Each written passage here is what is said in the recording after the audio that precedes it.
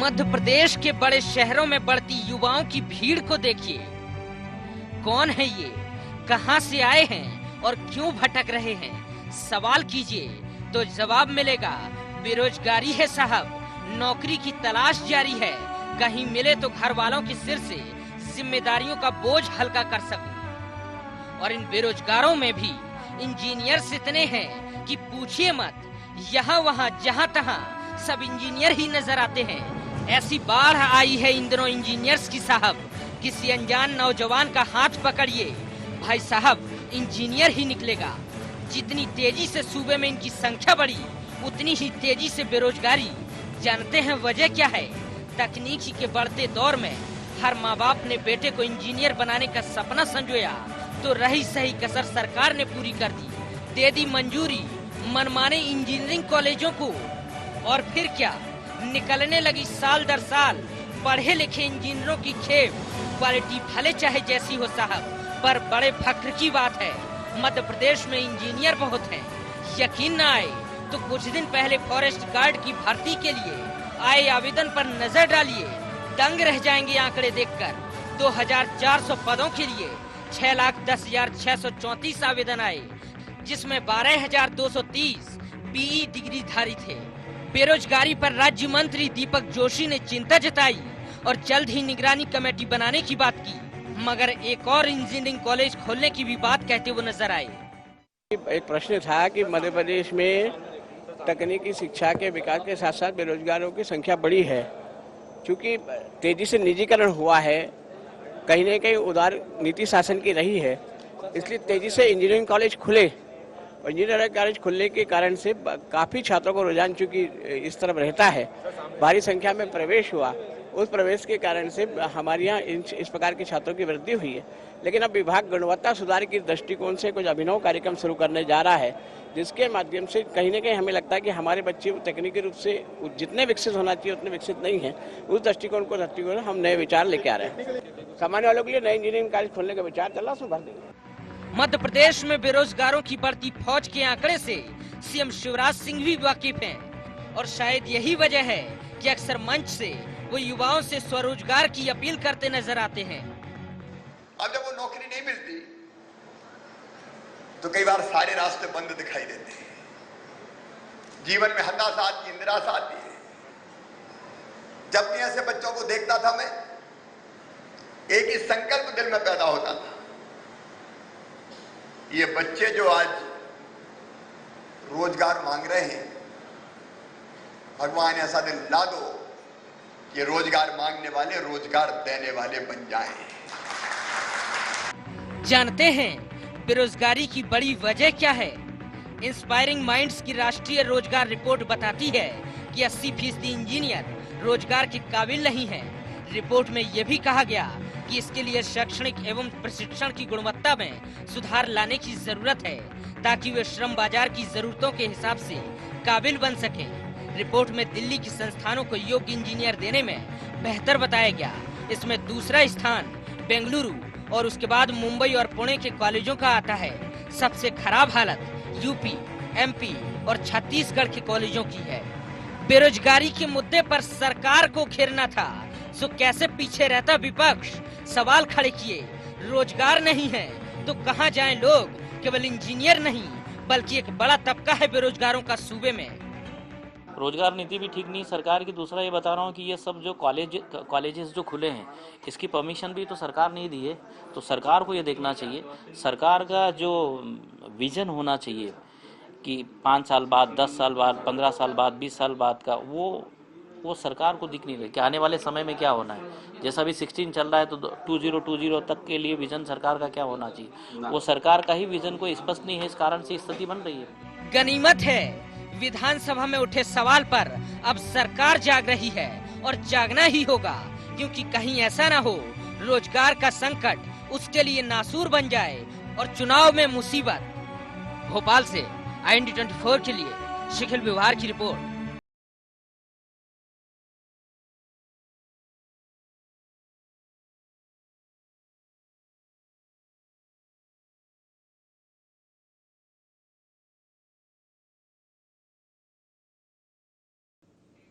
नमस्कार, आई India agenda में आपका स्वागत है। मैं हूं आपके साथ नवीन पुरोहित। चर्चा को विस्तार देने के पूर्व आई इंडिया एजेंडा के पॉइंट्स पर नजर डालते हैं। क्या निजी कॉलेजों को बढ़ावा देने से बेरोजगारी बढ़ी है?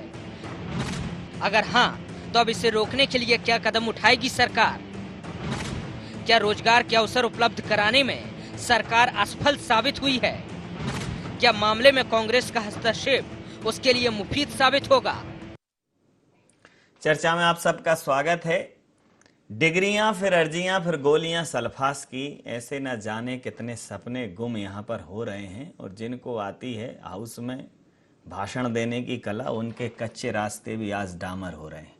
जिम्मेदार नीति बनाते हैं, नीति निर्धारण करते हैं, नीतियों पर नियंत्रण करते हैं, बावजूद इसके नीति कैसे अनीति बन जाती है।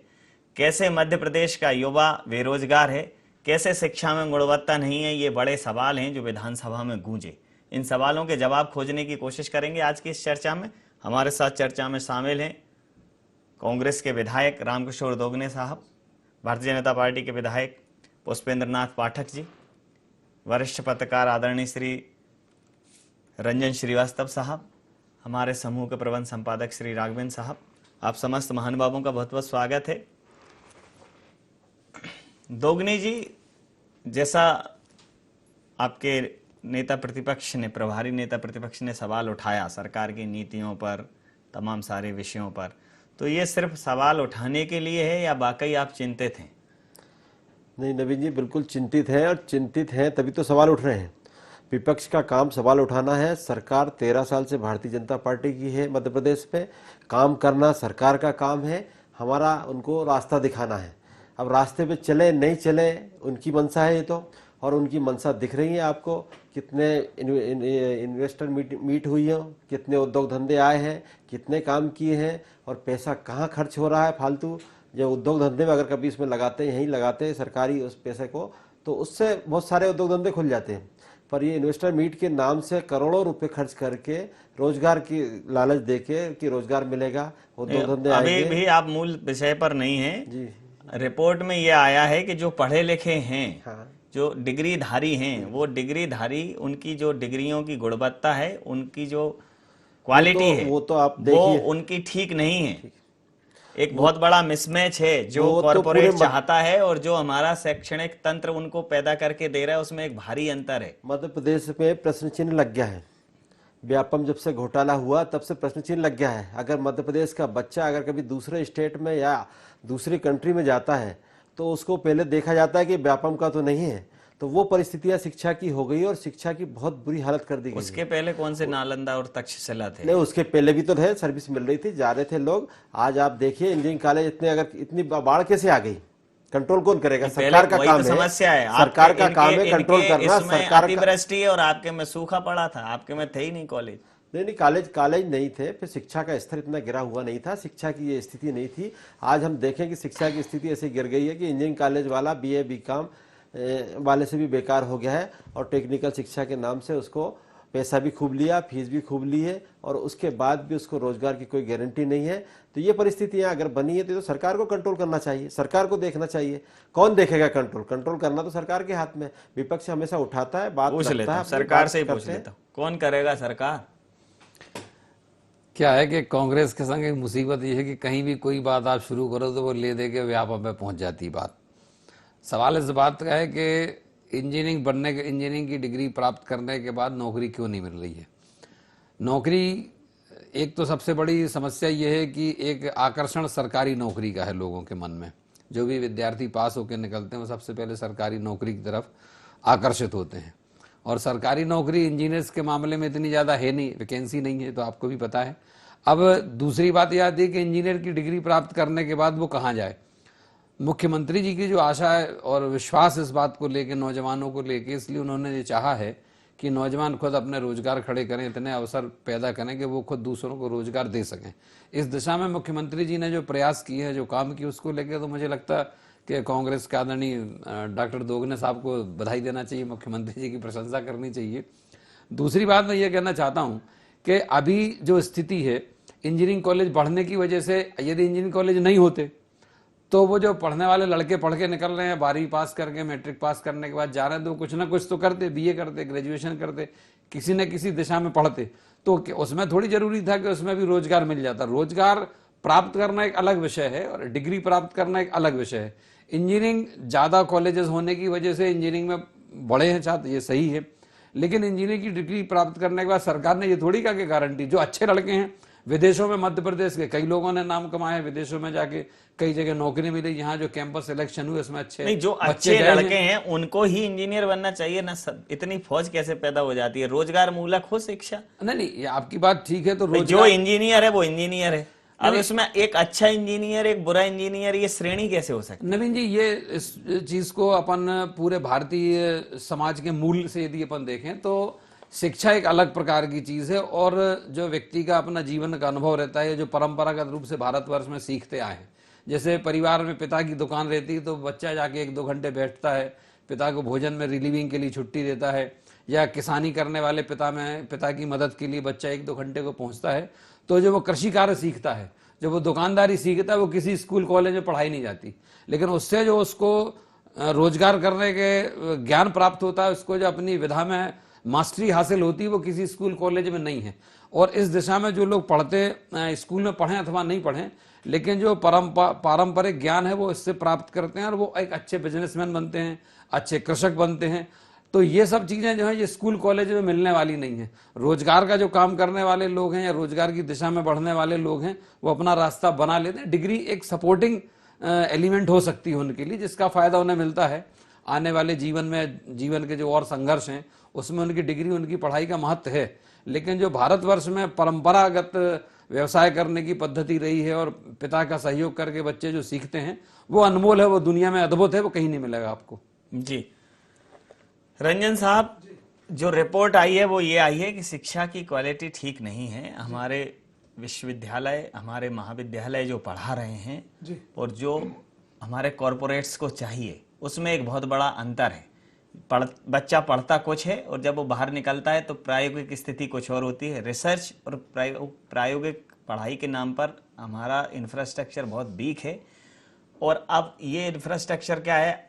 व्यक्ति, जैसे कृषि है, कृषि सीख सकता है व्यक्ति अपने किसान पिता के साथ, भाई के साथ, परिजन के साथ, लेकिन कृषि के अगर उसे आधुनिक तरीके सीखने तो उसे बीएससी एमएससी एग्रीकल्चर में करनी होगी। लेकिन जहां वो ये डिग्रियां कर रहा है वहां उन तरीकों पर रिसर्च, उन तरीकों पर डेवलपमेंट, इन सब चीज़ों की सुविधा है कि नहीं है? और अगर नहीं है तो फिर वो एमएससी बीएससी करके उससे भी गया गुजरा हो जाता है, ना वो घर का रहता है ना घाट का रहता है। आपकी प्रतिक्रिया जानना चाहूँगा। नवीन जी, पहले जो आपका सवाल जुड़ा हुआ नहीं है, जुड़ा भी है, ये जो सवाल उठाया ये कांग्रेस ने नहीं उठाया है विधानसभा में। ये सवाल पूछा है यशपाल सिंह सिसोदिया ने, तो बीजेपी ने ही इस मुद्दे को उठाया है और बीजेपी की सरकार है जी। उसमें 2 क्वेश्चन पूछा उन्होंने। एक तो स्टेट सेंट्रिक है कि स्टेट में जो गुणवत्ता है इनकी, जो इंजीनियरिंग कॉलेजेस हैं उसकी क्या है, और क्या 5 साल में बेरोजगारों की संख्या इंजीनियर्स की बढ़ रही है क्या। तो उसमें दीपक जोशी का जवाब था, उन्होंने कहा हाँ, अफर्मेटिव जवाब है। और उन्होंने उसका कारण बताया कि बहुत सारी संख्या में जो कॉलेजेस खुले और बहुत सारी संख्या में जो बच्चे उसमें गए, वो इसका कारण है। तो दोनों चीज़ एडमिट किया है, एक तो गुणवत्ता का हो कि खराब हुआ है, दूसरा बेरोजगारी बढ़ी है। उसमें से जो उन्होंने दूसरा सवाल था, उन्होंने उज्जैन और इंदौर डिवीज़न का मांगा है। तो हम लोग जो काउंट कर रहे थे, करीब 14,114 बच्चे हैं जो कि पास हुए, पूरे सारे दोनों डिवीज़न मिला करके, और ज़्यादा इंदौर के हैं चूँकि इंदौर बड़ा शहर है। और उसमें करीब 7,500 ऐसे बच्चे हैं जिनको जॉब मिला है। लेकिन अब उसमें अगर आप अंदर जाएंगे नवीन जी, तो शायद ऐसा भी जॉब मिल जाए आपको, ऐसे लोग मिलेंगे जो शायद 5 या 10 हज़ार रुपये महीने जॉब कर रहे होंगे। ये हालत है इंजीनियर्स की। कारण केवल एक है जो मुझे देखने में आता है नवीन जी, और मैं कई बार मैं बैठा रहता हूँ, लोग हमारे इंटर्न बनने आते हैं, जॉब करने में से सवाल पूछता हूँ कि आप जर्नलिज्म क्यों करना चाहते हैं, आप तो बी डिग्री लिए हुए हैं, आपको बीटेक की डिग्री हुई है। तो कहते हैं कि एक्चुअली सर मेरा हॉबी है जर्नलिज्म करना। हमने कहा अगर हॉबी था जर्नलिज्म करना तो बीटेक क्यों किया आपने? तो उसका जवाब नहीं होता उनके पास, फिर कुछ और जवाब देते हैं। तो ये जो साइकोलॉजी हमारी है नवीन जी कि हर जो वही हम लोग लीगेसी को कैरी कर रहे हैं कि बच्चा पैदा होते ही, मतलब उसमें बच्चा चलना नहीं शुरू हुआ, या तो डॉक्टर बनता है, इंजीनियर बनता है माँ बाप की नज़र में, कोई सोशल वर्कर नहीं बनता है, हाँ सर, कोई पॉलिटिशियन नहीं बनता है। अगर पॉलिटिशियन का बच्चा नहीं है तो या फिर कलेक्टर बनेगा, वो बनेगा। तो जो साइकोलॉजी हमारी है उसको भुनाने जो बड़ी बड़ी जो प्राइवेट सेक्टर है वो सामने आ गया जी। उन्होंने देखा सरकार का दरवाजा खुला हुआ है, लिबरल है, उन्होंने धड़ाधड़ खोल लिए। सवाल ये है नवीन जी कि जो फैकल्टी कहाँ से लाएंगे? बिल्डिंग तो खड़ा कर देंगे आप, वहाँ पे लैब भी खड़ा कर देंगे आप, लेकिन जो फैकल्टी है मोस्ट इंपॉर्टेंट फैक्टर है उसका किसी भी इंस्टीट्यूट का, वो कहाँ से लाएंगे आप? इंटरेस्टिंग ये है नवीन जी, आप देखते होंगे कि इवन IIT के दूसरा एंट्रेंस की अपनी कोई व्यवस्था नहीं है कि भाई वो वही लोग आ सकें जो इंटरेस्टेड है। वही इंटरेस्टिंग है। अभी IIT के जो पेपर्स आ रहे हैं नवीन जी, इवन जो JEE एडवांस JEE मेन है उसके क्वेश्चंस में गलती मिलती है, 4-5 क्वेश्चन। तो जिन क्वेश्चन को सेट करने वाले IIT के प्रोफेसर होंगे, NIT के प्रोफेसर होंगे, अगर वो गलत कर रहे हैं तो जो इंस्टीट्यूट्स खुले हैं पूरे शहर में और गली गली में, वहाँ फैकल्टी कौन सा आ रहा है? तो जिस फैकल्टी का टीचिंग ऐसा होगा उसका फिर प्रोडक्शन कौन सा होगा? प्रोडक्ट कैसे आएंगे? सही बात। और जब प्रोडक्ट बाहर निकलेंगे तो भगवान ही मालिक है। ये हो रहा है। ऐसा कुछ शिवराज सिंह चौहान साहब ने भी कहा कि भगवान से मैं ये प्रार्थना करता हूं कि हे भगवान इतने रोजगार दे दो, ऐसा कर दो, कुछ कह रहे थे, अभी सुना है। तो आपने सही कहा, मालिक तो भगवान ही है, सरकार भी जब भगवान भरोसे बैठी। आपसे प्रतिक्रिया जानना चाहूंगा राघवेंद्र साहब। देखिए, बहुत सारे मुद्दों पर राजनीति करनी चाहिए जी, लेकिन हमारा ऐसा मानना है, सभी जो जानकार लोग हैं, कि शिक्षा, स्वास्थ्य, 2-3 मसले ऐसे जिस पर सियासत के बजाय काम होना चाहिए, चाहे वो कांग्रेस विपक्ष में हो या सरकार में हो। दरअसल मध्य प्रदेश में हो क्या रहा है कि सरकार ने पूरा मामला छोड़ दिया निजी क्षेत्र की तरफ। अब निजी क्षेत्र वाले बिल्डिंग तो बना सकते हैं जैसी बात आई, लेकिन फैकल्टी कहाँ से लाएंगे? कांग्रेस इस ताक में बैठती कि सरकार रॉन्ग बॉक्स में दिखकर हम उस पर हमला करें। इससे नतीजा निकल ये रहा है कि बच्चों का कुछ नहीं सुधर रहा है, सब कुछ लोग जो उद्योगपति जो कॉलेज खोलते हैं उनका भला हो रहा है। तो डिग्रियां जो निकल रही हैं वहां से, डिग्रीधारी निकल रहा है, वो एक तरह से बोझ लेके निकल रहे हैं। डिग्री उन पर बोझ है। वो साबित करते हैं कि मैं इंजीनियर हूँ। डिग्री से कोई नहीं मानता, वो कहते हैं कि साबित करो आपको आता है कि नहीं पुल बनाना, आपको आता है कि नहीं कंप्यूटर ठीक करना। तो जब डिग्रियां बोझ हो जाएंगी तो बच्चे फिर हताशा की तरफ जाएंगे, अपराधी बनेंगे और कहीं ना कहीं ऐसा कुछ करेंगे जो समाज के लिए दिक्कत पैदा करेगा और समाज में अशांति पैदा करेगा। दरअसल इन मुद्दों पर बजाय इस बहस के कि क्या गलत है क्या सही है, सही क्या हो, सब मिलकर करना चाहिए। राघवेंद्र जी, यहाँ मैं थोड़ा सा आपको एक और विषय की तरफ आपका ध्यान आकर्षण करूंगा कि जो विकसित देश हैं, अमेरिका की बात कर लें, यूरोप कंट्रीज की बात कर लें, नॉर्वे, स्वीडन, फिनलैंड की बात कर लें, वहां शिक्षा और स्वास्थ्य स्कूली स्तर तक, प्राइमरी स्तर तक तो पूरी तरह सरकार के नियंत्रण में, बिल्कुल बाजार के हवाले नहीं किया गया है। शिक्षा और स्वास्थ्य की गुणवत्ता तो वहां सरकार ने ही अपने हाथों में ले रखी है। उसमें निजीकरण को किसी भी स्थिति में बढ़ावा नहीं दिया है। एकदम स्पेशलिटी के लिए, महाविद्यालयों के लिए, यूनिवर्सिटी के लिए, रिसर्च के लिए, उस लेवल पे जाके ये सब चीजें हुई हैं। तो अपने यहाँ बातें सब कर रहे हैं, निवेश ही कर रहे हैं, अपन अमेरिका, इंग्लैंड सब जगह जा रहे हैं, लेकिन वहां जो आपने बताया कि फिनलैंड में किसी देश में, उसको हम फॉलो नहीं कर रहे हैं, क्योंकि हम जो राजनीति कर रहे हैं वो हल्की राजनीति है। एक और बड़ा मिसमैच है कि एक स्कूल में बच्चे की फीस, गवर्नमेंट स्कूल में 190-300 रुपए, टीचर की तनख्वाह 15,000 से लेके 30,000 और 45,000, इंफ्रास्ट्रक्चर जैसा है वैसा है, लेकिन फैकल्टी वहां उपलब्ध है।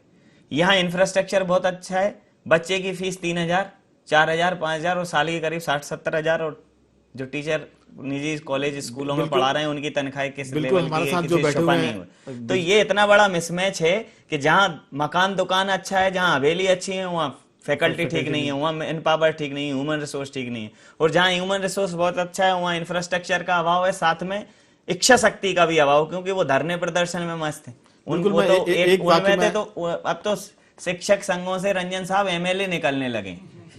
हाँ, मुरलीधर तो बजा मुरली पाटीदार हो गए वो। एक वाक्य मैं कहना चाहूंगा, ये सब जिम्मा कुल मिला के सरकार का है, और जो स्थिति बन रही है इसकी गुनाहगार सरकार है, चाहे वो कभी कांग्रेस की रही हो या भाजपा की। सिर्फ भाषण से, जो आपने कहा कि जो भाषण देते थे वो नेता बन गए, उनकी कच्ची सड़क डामर की हो गई, लेकिन अब जिम्मा सरकार को उठाना चाहिए कि भाषण से अलग हटकर पूरी ताकत से काम करे। एक कोर्स चल जाए जो है पॉलिटिकल साइंस तो होता ही है, अब पॉलिटिकल साइंस का कुछ ऐसा अपग्रेड वर्जन आ जाए कि इसको करने के बाद MLA, विधायक और वो बन जाए। तो सारे ये बहुत कठिन काम है, किसी भी स्कूल कॉलेज में ये नहीं मिलेगा पढ़ने को। ये तो बहुत ही अलग प्रकार का सरकार जो जीवन में जो संघर्ष करेगा। आज नवीन जी, लोकतंत्र भाई साहब इतना ज्यादा प्रबल हो रहा है और इतनी मजबूती से आ रहा है कि अब तो जो विधायक बन भी गए हैं, जीवन में जो संघर्ष करेगा वो नेता बन जाएगा, और नेता बन के जो भाषण करेगा वो अभिनेता बन जाएगा। लेकिन उसका क्या, जो आम आदमी बेचारा वो क्या बने, वो तो मूर्ख बन रहा है। नहीं, विधायक बनना या सांसद बनना आप इजी समझ रहे हैं, पर बहुत इजी नहीं है ये। नहीं, आप बताइए, आप मुझे सुबह सुबह 7 बजे से आदमी आता है हमारे पास, सुबह 7 बजे से आता है, रात को 12 बजे तक आता है, दिन उसके बाद भी कार्यक्रमों में हमको जाना पड़ता है। अगर टाइम इतना मेहनत करने के बाद अगर विधायक बन रहा है, इस देश में जनप्रतिनिधि नेता बन गया है या अभिनेता बन गया है, क्योंकि ऐसी बातें तो ऐसी करते हैं जैसे कल ही पूरा संसार बदल डालेंगे, लेकिन साल दर साल नूरा कुश्ती है क्या ये आपकी? भाई 13 साल से आप कह रहे हो कि शिक्षा सिस्टम खराब हो रही है, कह रहे हैं हम सुधार रहे हैं और कुछ हो नहीं रहा है। वो परिस्थितियां जैसे सरकार आती है, सरकार की विल पावर के ऊपर डिपेंड करता है कि वो कितना काम करती है। जी, मैंने अपने भाषण में शिक्षा के संबंध में बजट पे चर्चा में बोला था, मैंने कहा 1 साल का बजट 1 साल रोक दीजिए, दूसरे बजट पूरे रोक दीजिए, 1 साल का बजट पूरा शिक्षा में लगा दीजिए। मैंने विधानसभा में भाषण में बोला हूं, मैं रिकॉर्डिंग है। तो 1 साल पूरा शिक्षा में लगा दीजिए आप, पूरा फंड अगर शिक्षा में चला जाएगा तो शिक्षा की स्थिति सुधर जाएगी, तो अपने आप आपका डेवलपमेंट हो जाएगा। क्योंकि आपने जैसे विकसित देश की परिभाषा अपन देखें, अगर ब्रिटेन, कनाडा, अमेरिका या यूएसए जिसकी भी देखें, तो वहाँ शिक्षा के कारण डेवलप हुआ, ना कि वहाँ मेहनत और उसके कारण। मेहनत तो हमारे यहाँ भी करते हैं, पर शिक्षा अच्छी होगी तो निश्चित डेवलपमेंट होगा। इसलिए शिक्षा की तरफ अगर ध्यान देश दे तो बिल्कुल सुधरेगा। ये चीजें कमी है हम लोगों में। आप क्या कर रहे हो सरकार? ना, मैं रंजन श्रीवास्तव साहब की बात है कि ठीक लगी, उस पर हम जवाब देना चाहेंगे। एक तो क्या है कि जो अभिभावक हैं, माता पिता को ये लगता है कि सबसे सिक्योर उनके बच्चे के लिए सरकारी नौकरी है, तो उनके मन में ये आता है कि यदि 15 लाख 20 लाख रुपए इन्वेस्ट करके बच्चे को यदि इंजीनियर बना दिया तो इंजीनियरिंग की नौकरी लग जाएगी उसकी, तो वो उसके लिए एक सेफ सिक्योर भविष्य हो जाएगा। जबकि स्थिति ये है कि इंजीनियरिंग में चूंकि 20 लाख रुपए लगा के उसको कोई बिजनेस भी खुला सकते हैं, लेकिन उनको लगता है कि 20 लाख में कोई धंधा अच्छे से नहीं खुल पाएगा, कोई अच्छा काम नहीं कर पाएगा, या लड़के की क्षमता के लिए सबसे, चूंकि माता पिता को सबसे ज्यादा सुरक्षित यदि कोई चीज दिखती है बच्चों के लिए तो उनको वो सरकारी नौकरी ही दिखती है। इंजीनियरिंग कॉलेज जी सिंबल भी हो गया है, हमारा बेटा इंजीनियर है। जी जी हाँ, लेकिन इसके लिए भी सरकार ही दोषी है। क्यों है? क्योंकि एजुकेशन सिस्टम में पहले आपके पास कट ऑफ हो, पहले आपके पास एंट्रेंस हो, पहले आपके पास एक ऐसा सिस्टम हो जिससे आप ये निर्धारित कर सकें कि ये व्यक्ति फला योग्यता रखता है या नहीं रखता है। अब इंजीनियरिंग कॉलेज में तो क्या हुआ, पहले थोड़ी बहुत पीईटी होती थी, उन्होंने उसको भी खत्म कर दिया। आइए और लीजिए सीधी। आज भी मेडिकल व्यापम का घोटाला ना हो, उसको एक साइड अलग रख दें, तो आज भी जो डॉक्टर पीएमटी फाइट करके जो स्टूडेंट जाता है उसका भविष्य सुरक्षित हो जाता है, क्योंकि ये सिक्योर हो जाता है कि वो उतनी पात्रता रखता है।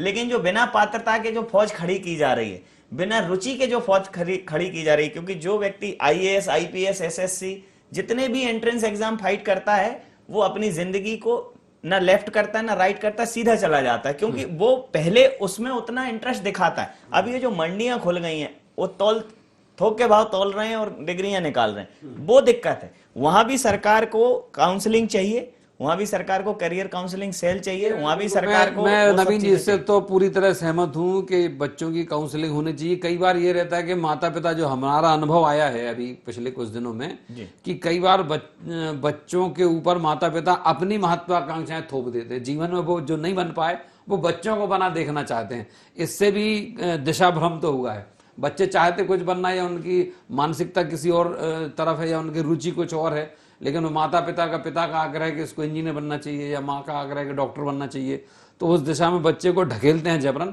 और कई बार वो बच्चे चले जाते हैं। इसके बाद जरूरी नहीं कि वो सक्सेस हो, तो ये भी एक असफलता का कारण बनता तो है। शिक्षा का स्तर गिरने का कारण एक सीधा है आपकी प्राइमरी शिक्षा।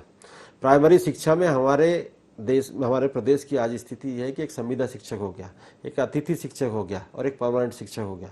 परमानेंट शिक्षक को तो 40,000 रुपये तनख्वाह मिलती है, अतिथि शिक्षक को 3,000 मिलती है, और एक जो संविदा शिक्षक है उसको भी 3-4 हजार मिलती है। अब काम दोनों को सेम करना है। प्राइवेट स्कूलों में 800 मिलता है, आपको कंफर्मेशन नहीं है। गांव के प्राइवेट स्कूलों में 800, 1000, 900 मिलता है। 800,000 में काम कर रहे हैं। परंपरा के जनक ये सरकार को कंट्रोल चाहिए, सरकार को चाहिए। दिग्विजय सिंह जी थे, आपके पितृ पड़ोसी थे। देखिए 13 साल पहले क्या परिस्थिति रही, 13 साल से भी वर्तमान की अपन बात करें, अगर पुरानी अगर बात करें, 13 साल बना दिया गुरुओं को, 13 साल में बच्चा जन्म लेने के बाद सब कुछ समझदार हो जाता है 13 साल में। तो हम 13 साल पुरानी 13 साल पहले जो आपने किसी बच्चे को अगर आपने पोलियो ग्रस्त पैदा किया, भारतीय जनता पार्टी की सरकार है, हम सरकार से उम्मीद करें तो ज्यादा अच्छा रहेगा कि जो काम कर रहा है, नहीं जो काम जिसके पास काम नहीं है, हम तो कह रहे हैं ना, हर नेता से अगर गलत काम किया, कांग्रेस ने गलत काम किया तो ठीक है, सरकार से आप क्या ये गारंटी दे चुके हैं कि आप सरकार नहीं होंगे आगे कभी? नहीं आएगी तो करेंगे ना, काम करेंगे ना, उसके हिसाब से प्लान करेंगे हम लोग। जब 13 साल पहले जो दिमाग था, ले लेता हूं रंजन साहब, अभी समय उस पर अभी कागज उसके हिसाब से काम होता है। रंजन साहब जी नवीन जी, देखिए मास प्रोडक्शन का मामला है जी। अभी भी जैसे हर साल आप देखिए नवीन जी, आपकी निगाह जाती होगी तो बहुत सारे सीट बचे रह जाते हैं। कारण यह है कि इंजीनियर बनने वालों की फौज बड़ी हो गई है, लेकिन साथ में इतनी बड़ी संख्या में इंस्टीट्यूट खुल गए, इतनी सीट्स आ गई कि जो बच्चा बनना चाहे, तो जो आप गुणवत्ता की बात कर रहे थे, आप टेस्ट की बात करते हैं, तो अगर सीट कम रहेंगी, बच्चे ज़्यादा रहेंगे, वहाँ सिलेक्शन कर सकते हैं आप। जैसे IIT का है, NIT का है, तो वहाँ रोजगार की समस्या ही नहीं है, लिमिटेड बच्चे निकल रहे हैं और जॉब छोड़ के और अपने एंटरप्रेन्योरशिप में नाम कमा रहे हैं, स्टार्टअप खड़ा कर रहे हैं। स्टार्टअप खड़ा यहाँ कर रहे हैं। पे रेगुलेशन की बात, सरकार के यहाँ पर रूल आता है, फ्लिपकार्ट से भाई आपको रेगुलेट करना कंपनियां है, खड़ी कितनी सीट होनी चाहिए किसी चीज की। आप बहुत एक्सेसिव चीज ना खरीदें कि हर आदमी बन जाए, हर बच्चा बन जाए। तो जो अभी पाठक जी कह रहे थे कि बच्चा नहीं बनना चाहता लेकिन सीट खाली है, तुम आप कहते एडमिशन ले लो, इंजीनियर बन जाओगे बेटा, बन तो क्या इंजीनियर, आगे क्या करेगा वो। सेकेंडली, अभी पूरे वर्ल्ड में नवीन जी रिसेशन चल रहा है, इंफ्रास्ट्रक्चर बढ़ नहीं रहा है। तो जब इंफ्रास्ट्रक्चर नहीं खड़ा होगा तो फिर ना तो कंस्ट्रक्शन होगा, तो इंजीनियर जाएंगे कहाँ, आप कहाँ ले जाएंगे आप। सरकार में लिमिटेशंस हैं, PWD, PHE, वाटर, कुछ तो डिपार्टमेंट्स हैं जहाँ पे आपको इंजीनियर बैठ करें, और जहाँ भी चाहिए वहाँ बहुत क्वालिटी और क्वांटिटी वाली ठेकेदारी प्रथा आ गई, वहाँ भी सब जगह आजकल ठेकेदारी प्रथा आ गई तो है, मामला मास जो आज 50,000। राघवेंद्र साहब अंतिम प्रतिक्रिया आपसे, समय सीमा के चलते बिल्कुल अंतिम पड़ाऊंगा। बहुत संक्षेप में यह है कि सरकार की प्राथमिकता में शिक्षा की गुणवत्ता नहीं है। केवल जो बातें होती है वो सिर्फ बातें करने के लिए होती है। जिस दिन सरकार की प्राथमिकता में गुणवत्ता आ जाएगी, आप मान लीजिए कि हर जिले में, हर संभाग में एक अच्छा स्कूल, एक अच्छा कॉलेज होगा। जिस दिन सरकार इसको करेगी, जिस बात पर हम बहस कर रहे हैं, ये कम से कम खत्म भली ना हो, लेकिन 50% कम जरूर हो जाएगी। बिल्कुल ठीक कहा आपने। समय सीमा के चलते ये सजेशन निश्चित रूप से इस समस्या का समाधान मूलक होगा, ये सुझाव। समय सीमा के चलते मैं ये चर्चा यहाँ समाप्त करूंगा। आप समस्त महानुभावों का बहुत बहुत धन्यवाद, बहुत बहुत आभार। तो मध्य प्रदेश के पटल पर बेरोजगार युवक, बेरोजगारी और गुणवत्ता विहीन शिक्षा की समस्या मुंह बाए खड़ी है। अगर आज के परिदृश्य में परम आदरणीय कबीर साहब होते तो जरूर लिखते कि पोथी पढ़ पढ़ जग मुआ, पंडित भया न कोय, और ढाई आखर नेता का पड़ा चकाचक होए। तो इस प्रदेश को एक अच्छे नेता की, एक अच्छे नेतृत्व की जरूरत है, जो शिक्षा और बेरोजगारी जैसी समस्याओं पर अपना ध्यान केंद्रित कर सके। IND एजेंडा में इतना ही। आप बने रहिए IND 24 के साथ और देखते रहिए IND